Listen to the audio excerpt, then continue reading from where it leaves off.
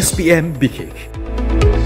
প্ৰতি শনিবাৰে চাবলৈ নাপাহৰিব মুখ্য সম্পাদক ইমদাদ আলীৰ সৈতে SPM বিশেষ কেৱল 24 লাইভত। নমস্কাৰ, আপোনালোকৰ বাবে বিশেষ এটা অনুষ্ঠান লৈ আহিছোঁ আৰু খুবেই ভাল লগা খবৰ লৈ আহিছোঁ। আৰু ষ্টুডিঅ'ত মই ইমদাদ, যিহেতু আপোনালোকে বিভিন্ন বা বাতৰি চাই থাকে আৰু বিভিন্ন ধৰণে সমাজৰ ইতিবাচক নেতিবাচক সকলো বা বাতৰি হয়তো আপোনাক বহুখিনি প্ৰভাৱ পেলাব পাৰে, কিন্তু তাৰ মাজতে আমি ভাবিলোঁ যেন আমাৰ দৰ্শকৰ বাবে বা অসমৰ উত্তৰ পূবৰ ছাত্ৰ ছাত্ৰীসকলৰ বাবে এক বিশেষ পদক্ষেপ ল'ম। আৰু এই বিশেষ পদক্ষেপ হিচাপত SPM বিশেষ বুলি এটা অনুষ্ঠান আয়োজন কৰিবলৈ ল'লোঁ। আজিৰ পৰা যিহেতু আমি এই অনুষ্ঠানটো আৰম্ভণি কৰিছোঁ, আপোনালোকে যিহেতু বিজিত দেখি গম পাইছে। আৰু এই SPM বিশেষ অনুষ্ঠানত যাতে ছাত্ৰ ছাত্ৰী, অভিভাৱক বা যিখিনিয়ে আপোনাৰ এই ইচ্ছুক, পঢ়িবলৈ ইচ্ছুক বা উচ্চ শিক্ষাৰ বাবে বহুতে যিহেতু সপোন দেখি আছে, তেওঁলোকৰ বাবে বিশেষ এই অনুষ্ঠানটো, যাতে তেওঁলোকে বহু কথা এই অনুষ্ঠানটোৰ জৰিয়তে যাতে লাভান্বিত হ'ব পাৰে, তাৰ বাবে আমি প্ৰচেষ্টা হাতত লৈছোঁ। আৰু সেই মৰ্মে আমি অসমৰ কেইবাখনো IAS একাডেমী ইনষ্টিটিউটৰ লগত আমি নিজে এনালাইচিছ কৰিলোঁ, আমাৰ টিমে এনালাইচিছ কৰিলে। তাৰ পাছতেই আমি SPM IAS একাডেমীৰ ফেকাল্টিৰ লগত আমি যোগাযোগ কৰি তেওঁলোকক অনুৰোধ কৰিলোঁ। আৰু সেই অনুৰোধ ৰক্ষা কৰি আপোনালোকৰ বাবে তেওঁলোকৰ উচ্চ শিক্ষা দিয়া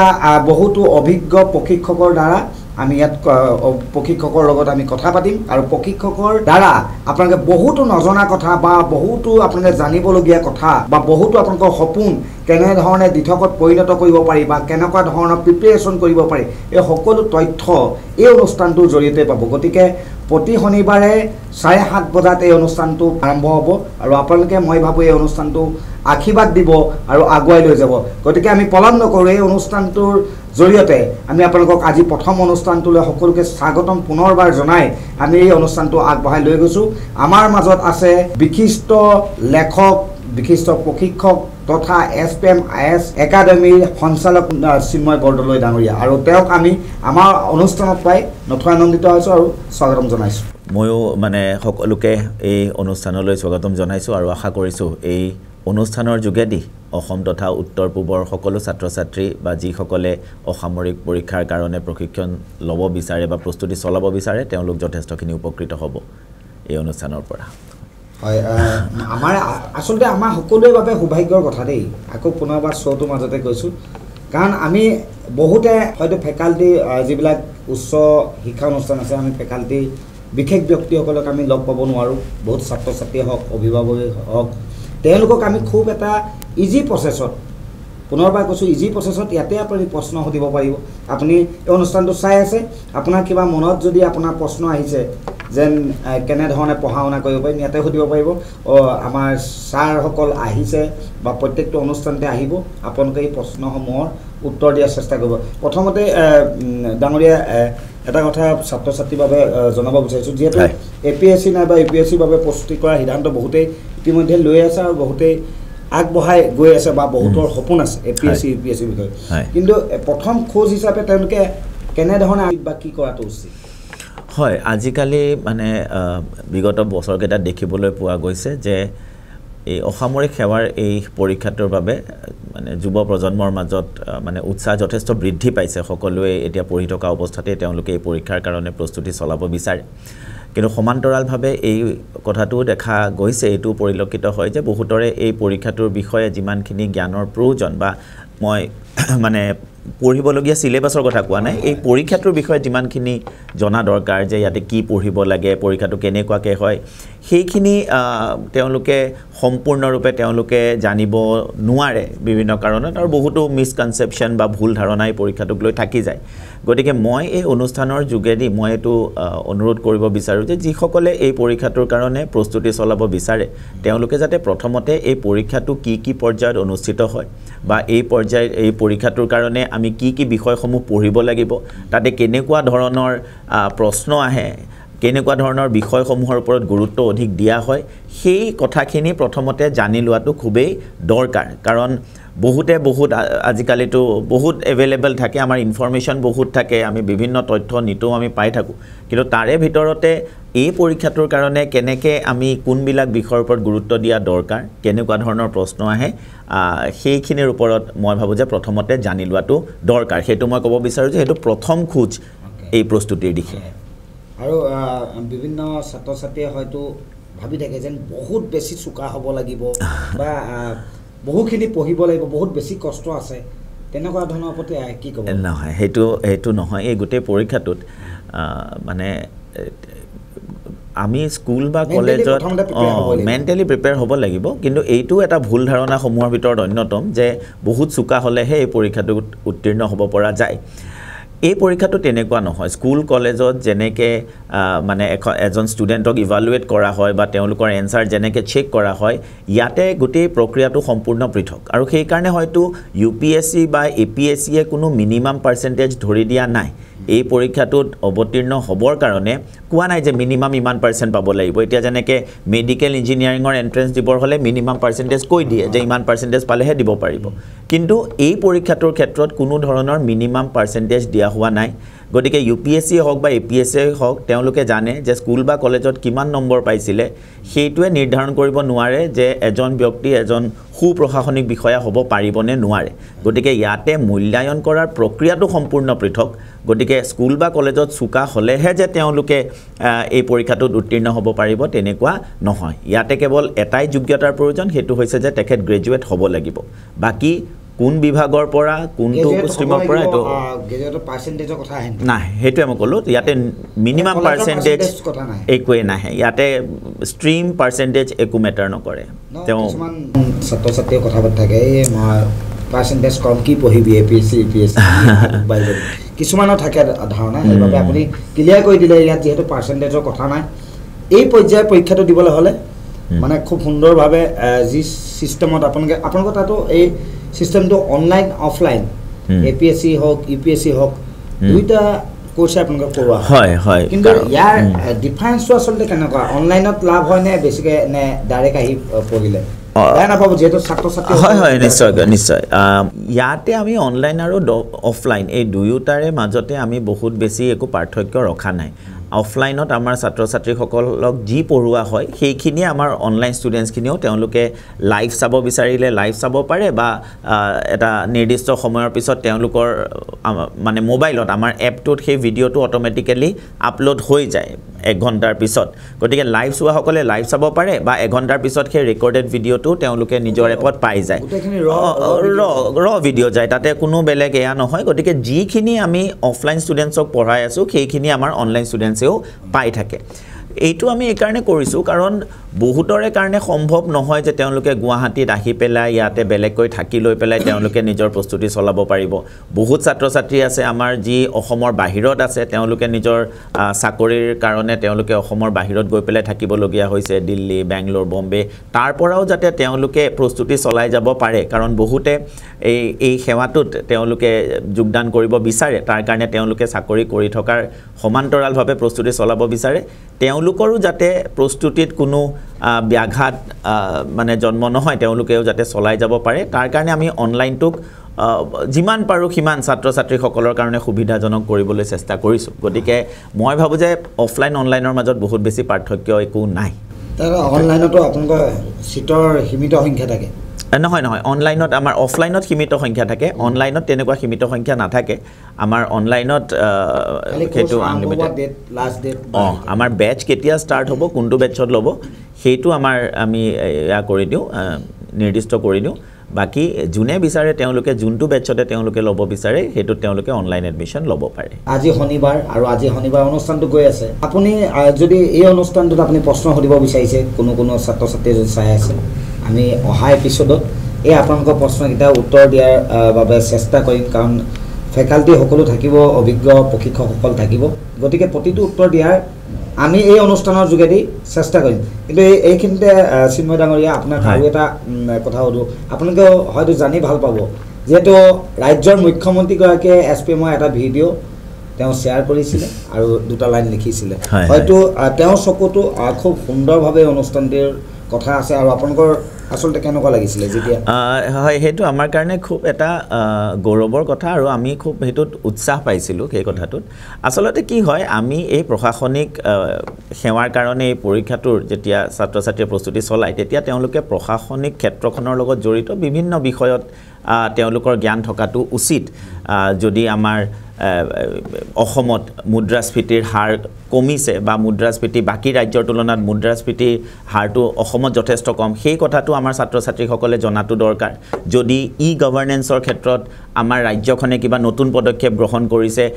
সেই পদক্ষেপসমূহৰ বিষয়ে ছাত্ৰ ছাত্ৰীয়ে জনা দৰকাৰ কাৰণ পৰীক্ষাত এইবিলাকৰ ওপৰত প্ৰশ্ন সোধা দেখা যায় গতিকে তেনে ধৰণৰে এটা ভিডিঅ' আমি মানে তৈয়াৰ কৰি প্ৰস্তুত কৰিছিলোঁ আৰু হয়তো মাননীয় মুখ্যমন্ত্ৰী ডাঙৰীয়া তেখেতৰ হয়তো কিবা হেতুত ভাল লাগিলে আৰু আমিও যথেষ্ট উৎসাহ পালোঁ হেতু দেখি পেলাই আপোনালোকৰ ছাত্ৰ ছাত্ৰীসকল মই জনামতে আমি যিমান দূৰ সম্ভৱ আমি গুৱাহাটী হওক বা বিভিন্ন অঞ্চল অসমৰ আমি এটা এনকুৱাৰী কৰিছিলোঁ আৰু যিমান দূৰ গম পাইছোঁ আপোনালোকৰ ফেকাল্টিত আপোনালোকৰ বহুখিনি অভিজ্ঞ শিক্ষক আছে মানে প্ৰতিটো ছাবজেক্টত খুবেই পাৰ্গত প্ৰশিক্ষকসকলে আছে চাগে হয় হয় আমাৰ ইয়াতে যিসকল প্ৰশিক্ষক আছে তাৰে গোটেই কেইজনে আটাইকেইজনেই নিজে এই পৰীক্ষাটোৰ প্ৰস্তুতি তেওঁলোকে আগতে দিল্লীত তেওঁলোকে কৰি আহিছে তেওঁলোকে ইণ্টাৰভিউলৈকে গৈছে আৰু কিবা কাৰণত হয়তো ইণ্টাৰভিউ ক্লিয়াৰ হোৱা নাই গতিকে গোটেইকেইজন প্ৰশিক্ষকেই অভিজ্ঞ প্ৰশিক্ষক তেওঁলোকে এই গোটেই পৰীক্ষাৰ প্ৰক্ৰিয়াটোৰ বিষয়ে তেওঁলোকে সবিশেষ জানে তেওঁলোকে কি ধৰণে প্ৰস্তুতি চলালে ছাত্ৰ ছাত্ৰীসকল লাভান্বিত হ'ব পাৰিব সেই অভিজ্ঞতাখিনি তেওঁলোকৰ আছে আৰু মই ভাবোঁ যে সেই কাৰণেই ছাত্ৰ ছাত্ৰীৰ হয়তো SPMৰ ওপৰত বিশ্বাসটো দিনক দিনে বাঢ়ি গৈ আছে কাৰণ তেওঁলোকে SPMত আহি পেলাই সেই কথাটো হয়তো তেওঁলোকে অনুভৱ কৰিব পাৰে যে ইয়াতে প্ৰশিক্ষকসকলেও সমানে তেওঁলোকৰ লগত কষ্ট কৰি আছে আৰু প্ৰশিক্ষকসকলে তেওঁলোকক সঠিক পথ প্ৰদৰ্শন কৰাত হয়তো সক্ষম হৈছে গতিকে মই SPMৰ কথা যদি আপুনি যেনেকৈ ক'লে যে SPMক মানুহে যদি আজি জানে তেনেহ'লে তাৰ মানে কৃতিত্বটো মই প্ৰশিক্ষকসকলক দিব বিচাৰোঁ তেওঁলোকে খুব নিষ্ঠা সহকাৰে খুব কষ্টৰে কৰি আছে ৰাইজক ইয়াত এই অনুষ্ঠানটোৰ জৰিয়তে জনাব বিচাৰোঁ ৰিজাল্টটো এইবাৰ কেনেকুৱা ধৰণৰ কেনেকুৱা আমিতো জানোৱেই আপোনাৰ মুখে হয় ৰিজাল্টটো আমাৰ এইবাৰ টোটেল 194 চিলেক্ট হৈছে 235ৰ ভিতৰত 235 হয় হয় আৰু বিগত বছৰকেইটাতো আমাৰ মুঠ যিমান সিলেক্টেড ক্যান্ডিডেট আছিল বিগত বছৰত তাৰ 75% SPMৰ লগত জড়িত আছিল বিভিন্ন পৰ্যায়ত আৰু এইবাৰ সেই পাৰ্সেন্টেজটো বহু শিক্ষাৰ্থী ইয়াৰ পৰা পাছ কৰি বহু জায়গাত থাকে হয় তেওঁলোক এতিয়া কৰ্মৰত হৈ আছে বিভিন্ন জায়গাত আৰু এই নতুন বেচটো ট্ৰেইনিং চলি আছে তেনেকুৱাকে আৰু এই আপোনালোকৰ সঁচাকৈ ভাল লগা অনুষ্ঠান আপুনি মই বহুতেই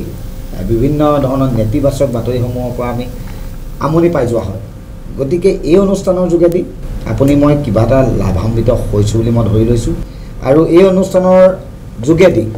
প্ৰতিটো পইণ্ট শিক্ষাৰ্থীৰ লাভালাভৰ বাবে আমি চাওক এই আলোচনাটোৰ বিষয়ে হয়তো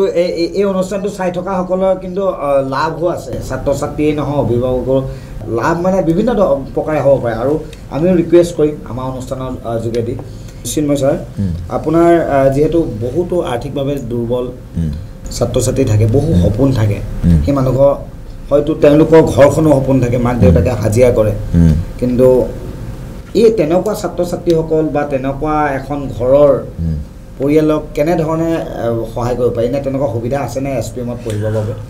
হয় এইটো আপুনি একেবাৰে ঠিক কৈছে যে বহুতো ছাত্ৰ ছাত্ৰী এনেকুৱা আছে যাৰ সপোন আছে এই পৰীক্ষাটোত উত্তীৰ্ণ হোৱাৰ বা তেওঁলোকে প্ৰস্তুতি চলাব বিচাৰে বা কিন্তু তেওঁলোকৰ আৰ্থিক অৱস্থাৰ কাৰণে তেওঁলোকে হয়তো প্ৰশিক্ষণত বা তেনেকুৱা ইনষ্টিটিউটত নামভৰ্তি কৰিব নোৱাৰে সেই ছাত্ৰ ছাত্ৰীসকলক আমি বিভিন্ন ধৰণে সহায় কৰাৰ আমি চেষ্টা কৰি আহিছোঁ আৰম্ভণিৰে পৰাই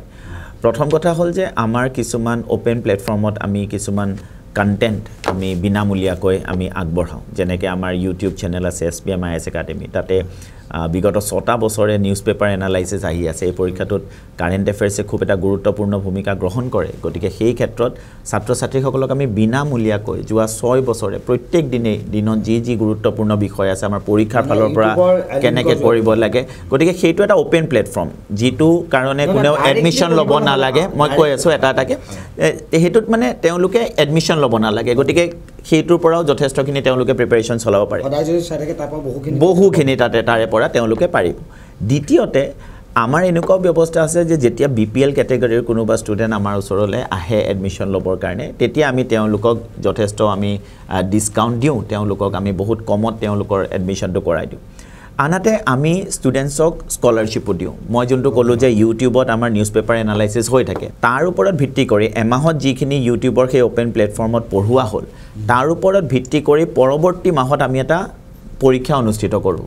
অ'পেন টু অল সকলোৱে তাতে মানে সেই পৰীক্ষাটোত অৱতীৰ্ণ হ'ব পাৰে অনলাইন আৰু সেই পৰীক্ষাটোত যিসকলে মানে ভাল ফলাফল দেখুৱাবলৈ সক্ষম হ'ব প্ৰথম 3 জনকটো আমি তেওঁলোকক মানে পুৰস্কাৰ দিওঁৱেই মানে আমি তেওঁলোকক স্কলাৰশ্বিপ প্ৰভাইড কৰোঁ তেওঁলোকক আমি তেনেকুৱাকৈ তেওঁলোকক এটা এমাউণ্ট দিওঁ আৰু তাৰ উপৰি প্ৰত্যেক মাহৰে সেই পৰীক্ষাটোত BPL কেটেগৰীৰ যিগৰাকী ছাত্ৰ বা ছাত্ৰী প্ৰথম হয় তেওঁক আমি বিনামূলীয়াকৈ আমাৰ কোৰ্চটো প্ৰভাইড কৰোঁ সম্পূৰ্ণ বিনামূলীয়া মানে প্ৰত্যেক মাহতে BPL কেটেগৰীৰ এজন ষ্টুডেণ্টক আমি বিনামূলীয়াকৈ পঢ়াই আছোঁ প্ৰত্যেক মাহতে মানে বছৰটোত আপোনালোকে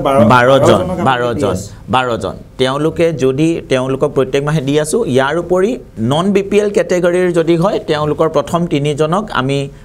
এটা আৰ্থিক সাহায্য তেওঁলোকক দিওঁ প্ৰত্যেক মাহতে প্ৰথম 3 জনক গতিকে এই স্কলাৰশ্বিপবিলাকৰ যোগেদিও তেওঁলোকে নিজৰ প্ৰস্তুতি চলাই যাব পাৰে প্ৰয়োজনীয় কিতাপ পত্ৰ বা যি আছে সেইখিনি তেওঁলোকে কিনিব বিচাৰিলে তেওঁলোকে কিনিব পাৰে গতিকে তেনেকুৱাকৈ কৰি আছোঁ ইয়াৰ উপৰি আমি গোটেই অসম ভিত্তিক আমি স্কলাৰশ্বিপ টেষ্ট আমি বছৰি আমি অৰ্গেনাইজ কৰোঁ আমি তাৰে পৰা 30 জন ছাত্ৰ ছাত্ৰীক বিনামূলীয়াকৈ পঢ়াওঁ APSC UPSCৰ কাৰণে আৰু মই ভাবোঁ যে ছাত্ৰ ছাত্ৰীসকলে এই সুবিধাবিলাক যদি তেওঁলোকে গ্ৰহণ কৰে তেতিয়া তেওঁলোকৰ আৰ্থিক অৱস্থা তেওঁলোকৰ প্ৰস্তুতিৰ ক্ষেত্ৰত হেঙাৰ হ'ব নোৱাৰে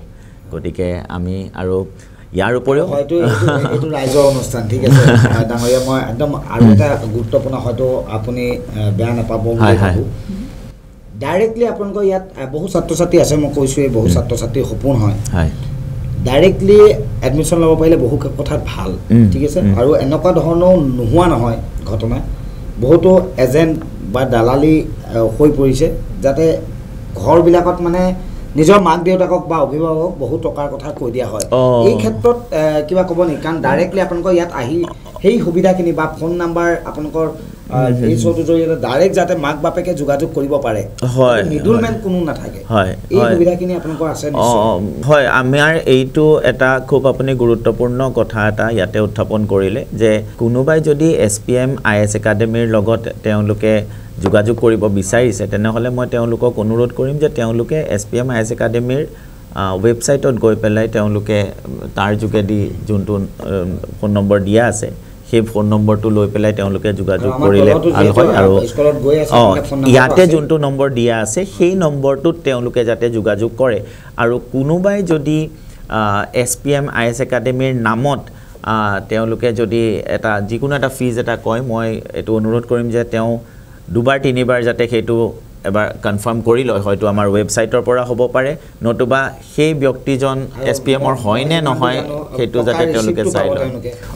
তেওঁলোকে ৰিচিভ নোহোৱাকৈ পে'মেণ্ট কৰিব নোৱাৰে গতিকে সেইখিনি কথাৰ প্ৰতি লক্ষ্য দিয়া উচিত যদি সঁচাকৈ এনেকুৱা হৈছে মই পিছে তেনেকুৱা এতিয়ালৈকে গম পোৱা নাই কিন্তু যদি তেনেকুৱা হয় তেনেহ'লে এইটো খুব দুৰ্ভাগ্যজনক হয় এইটো খুব দুৰ্ভাগ্যজনক যদি হৈছে তেনেহ'লে এইটো খুবেই এটা চিন্তাৰ বিষয় সেই ক্ষেত্ৰত মই অলপমান সচেতন হ'বৰ কাৰণে সকলোকে মই অনুৰোধ জনাম মই এই কথাটো এইটো কাৰণে উলিয়ালোঁ কাৰণ মাক দেউতাকে চাই আছে হয় নিশ্চয় ডাইৰেক্ট আপোনালোকে ডাইৰেক্ট কথা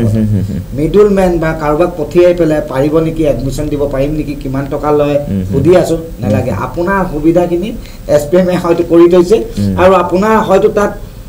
বহুখিনি বেনিফিটো আছে চাগে এই বেনিফিটখিনি তেওঁ মিডল মেনজনে নাজানিব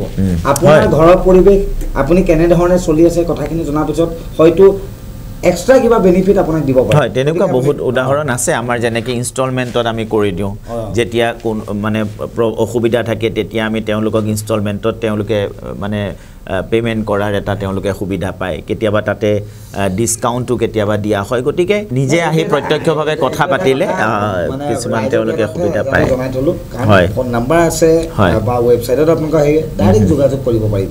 এইটো কাৰণে বহুতে ভাবি থাকে যে কেনেকৈ যাম গুৱাহাটী যাবলৈ সময় পোৱা নাই মানে খেতি ছিজন থাকে যাতে ফোনতো আপোনালোকৰ এই সুবিধাখিনি বুজাই দিয়া মানুহ আছে হয় আছে গোটেইখিনি বুজাই শেষ কৰিম অনুষ্ঠানটো মই পুনৰবাৰ কৈছোঁ এইটো আপোনালোকৰ অনুষ্ঠান গতিকে আপোনালোকে মতামত আগবঢ়াব আপোনালোকে অনুষ্ঠানটো কেনেকুৱা পাইছে মতামত আৰু কিবা যদি আপোনাৰ মনত প্ৰশ্ন আহি আছে প্ৰশ্নটো আমাক কমেণ্ট যোগে জনাওক আমি পৰৱৰ্তী পৰ্যায়ত পৰৱৰ্তী অনুষ্ঠানত এই প্ৰশ্ন উত্তৰ দিয়াৰ ব্যৱস্থা কৰিম শেষত ডাঙৰীয়া আৰু এটা কথা আমি সুধিম বহুতো অসমীয়া মিডিয়ামত পঢ়ি আছে এনেকুৱা ধৰণৰ হয় APSC UPSC কেৱল ইংলিছ মিডিয়াম ইংলিছ লাগিব ইংলিছত টকিং স্মাৰ্ট লাগিব বা অসমীয়া মিডিয়ামত পঢ়া ছাত্ৰ ছাত্ৰীসকলে পঢ়িব নোৱাৰিব বহুতো ধাৰণা আছে দেই মই বহুতৰ ধাৰণাটোহে মই ইয়াত তেনেকুৱা ধৰণৰ কিবা ছিষ্টেম থাকে নেকি মানে সব ইংলিছতে নহয় তেনেকুৱা নহয় এতিয়া সেই কথাটো আপুনি একদম ঠিক কৈছে যে বহুতো ছাত্ৰ ছাত্ৰীয়ে মাধ্যমটোৰ কাৰণেও অলপমান তেওঁলোকে সংকোচ কৰে পৰীক্ষাটোৰ কাৰণে প্ৰস্তুতি আৰম্ভ কৰিবলৈ কাৰণ তেওঁলোকৰো এনেকুৱা ধাৰণা থাকে যে ইংৰাজী জানিলেহে হয়তো এই পৰীক্ষাটোত উত্তীৰ্ণ হ'ব পৰা যায় কিন্তু মই এই অনুষ্ঠানৰ যোগেদি তেওঁলোকৰ এই ভুল ধাৰণাটো নোহোৱা কৰিব বিচাৰোঁ যে সম্পূৰ্ণ অসমীয়াটো এই পৰীক্ষাটোৰ প্ৰস্তুতি চলাব পৰা যায় আৰু যোৱা বছৰৰ পৰা মেইনছৰ প্ৰশ্ন কাকতখন দুটা ভাষাতেই তেওঁলোকে মানে দিয়া কৰিছে গতিকে প্ৰশ্ন অসমীয়াটো থাকে প্ৰশ্ন ইংৰাজীটো থাকে প্ৰিলিমছটো খালি পুৰা ইংলিছতে থাকে কিন্তু মেইনছৰ প্ৰশ্নবিলাক মেইনছৰ 6খন পেপাৰত প্ৰশ্ন ইংৰাজীটো থাকিব অসমীয়াটো থাকিব আৰু উত্তৰ যিসকলে অসমীয়াত লিখিব বিচাৰে সম্পূৰ্ণৰূপে অসমীয়াত লিখিব পাৰে ইয়াৰ লগতে মই আৰু এটা কথা জনাই থওঁ যে SPM IS একাডেমিও দুটা ধৰণে কোৰ্সটো আগবঢ়ায় এটা আছে আমাৰ কমপ্লিট আছামিজ মিডিয়াম অসমীয়া মাধ্যমত তাতে পঢ়ুৱা হয় অসমীয়া মাধ্যমত নোটছ দিয়া হয় এনসাৰ ৰাইটিং অসমীয়াত কৰোৱা হয় গোটেই আমাৰ যিখিনি বাকি আমাৰ মানে ইংৰাজীত বা হিন্দীত যিখিনি পঢ়ুৱা হয় ঠিক তেনেদৰে এটা আমাৰ সম্পূৰ্ণৰূপে অসমীয়া মাধ্যমৰ এটা বিভাগো আছে অনলাইনো যেটো আমাৰ অনলাইন অফলাইন যেনেকৈ আমাৰ নৰ্মেল থাকে অসমীয়া মাধ্যমতো অনলাইন অফলাইন দুইটা আছে তাতে গোটেইখিনি বস্তু অসমীয়াত পঢ়ুৱা হয় নোটছ অসমীয়াত দিয়া হয় তেওঁলোকৰ এনসাৰ তেওঁলোকে অসমীয়াত লিখে অসমীয়াত ইভালুৱেট কৰা হয় গোটেইখিনি অসমীয়াটো আমি কৰিছোঁ আৰু ছাত্ৰ ছাত্ৰীৰ আমি তাতে খুব ভাল আমি সঁহাৰি পাবলৈও সক্ষম হৈছোঁ তাৰ পৰাই বুজা যায় যে বহুতো ছাত্ৰ ছাত্ৰীয়ে অসমীয়া ভাষাত তেওঁলোকে দিবলৈ ইচ্ছুক কাৰণ তেওঁলোকৰ লাগে যে অসমীয়া ভাষাত হয়তো তেওঁলোকে আৰু ভালকৈ প্ৰকাশ কৰিব পাৰিব কথাবিলাক গতিকে যদি কোনোবা তেনেকুৱা ছাত্ৰ ছাত্ৰীয়ে চাই আছে যাৰ লাগে যে আমি অসমীয়া ভাষাত হ'লে বেছি ভালকৈ আমি প্ৰকাশ কৰিব পাৰিম বা অসমীয়াত লিখিব পৰা হ'লে ভাল আছিলে গতিকে তেওঁলোকক মই এইটো জনাব বিচাৰোঁ যে আপোনালোকে অসমীয়া ভাষাটো প্ৰস্তুতি চলাব পাৰে আৰু এই পৰীক্ষাটো অসমীয়া ভাষাটো দিব পৰা যায় কেৱল প্ৰিলিমছৰ পেপাৰখন ইংৰাজীত থাকে আৰু এনেও এটা কথা মই এটা কৈ থওঁ অসমীয়াত দিলেও আমি একেবাৰে ইংৰাজী এৰাই চলাটো ঠিক নহয় গতিকে প্ৰিলিমছৰ পেপাৰখনৰ কাৰণে যি ইংৰাজী অলপ চলপ লাগে সেইখিনি জানিলে হ'ল তাৰ পাছত আমি মেইনছৰ কাৰণে অসমীয়াত আমি দিব পাৰোঁ প্ৰিলিমছত এনেও লিখিবলগীয়া নহয় OMR शीट থাকে তাতে আমি মাৰ্ক কৰিব লাগে বাকি লিখিত যি আছে পৰীক্ষাটো সেই মেইনছৰ হেতু সম্পূৰ্ণ অসমীয়া মাধ্যমত হ'ব পাৰে এখিনতে পুনৰবাৰ আপোনাক এটা অনুৰোধে কৰি থওঁ যেহেতু আপুনি বহুত ব্যস্ত থাকে বহুত ছাত্ৰ ছাত্ৰী অভিভাৱকে হয়তো কেতিয়াবা আহিলেও আপোনাক লগ নাপাব উত্তৰ পূৰ্বৰ বিভিন্ন ঠাইত আপুনি যাব লগা হয় কিন্তু আমাৰ এই অনুষ্ঠানটো যোগেদি আপুনি ৰাইজক মাজে মাজে আহি পেলাই নিশ্চয় অনুৰোধ থাকিল যাতে আপুনিও আহে আমাৰ সৌভাগ্য ৰাইজৰ সৌভাগ্য যাতে চিন্ময় বৰদলৈ যেহেতু MD দায়িত্বত আছে সঞ্চালকৰ দায়িত্বত আছে আৰু তেওঁ যাতে আহি তেওঁ কাৰণ নিজৰ অনুষ্ঠান নিজৰ ঘৰখনৰ কথা তেওঁ যিমান বুজাব হয়তো বাকি কিজনে তাতকৈ কম বুজাব পাৰিব গতিকে তেওঁ নিজৰ ঘৰখনৰ বিষয়ে আমাৰ সকলোকে বুজাওক আমিও শিকিব লগা আছে আপুনিও শিকিব লগা আছে আপোনাৰ নিজৰ সন্তানটিও শিকিব লগা আছে গতিকে আমি ডাইৰেক্টলি যাতে ডাইৰেক্ট কানেকশ্যন হয় নিশ্চয় মই খুব সুখী হ'ম মই যদি আকৌ আহিব পাৰোঁ বা যদি সহায় কৰিব পাৰোঁ তেওঁলোকৰ প্ৰস্তুতিত যদি অলপমানো অৱদান আগবঢ়াব পাৰোঁ মই নিশ্চয় যথেষ্ট সুখী হ'ম তাৰ কাৰণে আৰু সঁচাকৈ 24 লাইভৰ আটাইতকৈ পজিটিভ আটাইতকৈ ইতিবাচক অনুষ্ঠানটোৱে হ'ল SPM বিশেষ আৰু এই SPM বিশেষ চাই এই SPM বিশেষ অনুষ্ঠানটোৰ দ্বাৰা মই ভাবোঁ আপোনালোক সকলোৱে উপকৃত হ'ব, আমিও উপকৃত হ'ম, আমাৰ 24 লাইভৰ পৰিয়ালটো উপকৃত হ'ব। গতিকে এই অনুষ্ঠানটো আমি কেৱল সকলো লাভালাভৰ বাবে কৰি আছোঁ, সকলোৱে যাতে উন্নতিৰ দিশে খোজ আগুৱাই যাব পাৰে, সকলোৱে যাতে নজনা কথা এটি জানিব পাৰে, তাৰ বাবে অনুষ্ঠানটো কৰিছোঁ। গতিকে আপোনালোকে আশীৰ্বাদ কৰিব আৰু এই অনুষ্ঠানটো আগবঢ়াই নিয়াত আপোনালোকে চেষ্টা কৰিব আৰু ছাত্ৰ ছাত্ৰী ওচৰ চুবুৰীয়া যাতে এই কথাখিনি জানিব পাৰে তাৰ বাবে যিমান পাৰে ইমান শ্বেয়াৰ কৰিব। পৰৱৰ্তী পৰ্যায়ত কেইবাটাও গুৰুত্বপূৰ্ণ প্ৰশ্ন আৰু কেইবাটাও